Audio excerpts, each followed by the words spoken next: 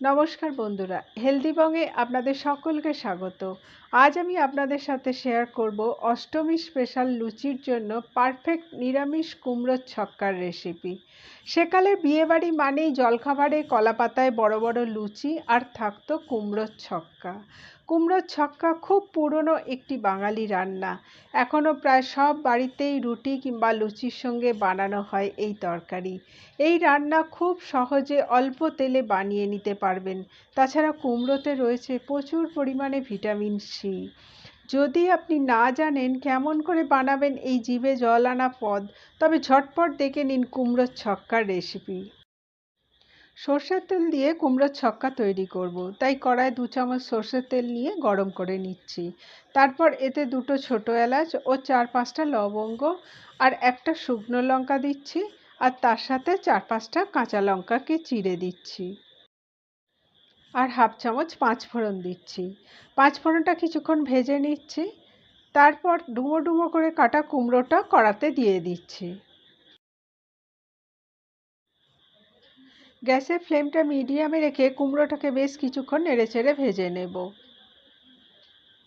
এইভাবে কুমড়োটাকে লাল লাল করে ভেজে নেব, যাতে কুমড়োর কাঁচা গন্ধটা চলে যায়।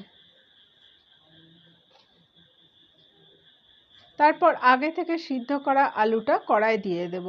আলুটা আমি এইভাবে ডুমো ডুমো করে কেটেছি,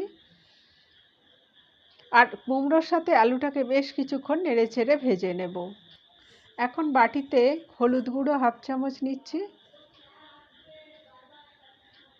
লঙ্কা গুঁড়ো 1/2 চামচ নিচ্ছি, আর 1 চামচের একটু বেশি আদা বাটা নিচ্ছি। আর মশলাটায় একটু জল দিয়ে মশলাটা একটা চামচ দিয়ে ভালো করে গুলিয়ে নিচ্ছি। এখন বাটির এই মশলাটা কড়ায় ঢেলে দিচ্ছি, আর তার সাথে বাটিতে একটু জল দিয়ে গুলিয়ে নিয়ে কড়ায় দিয়ে দিচ্ছি,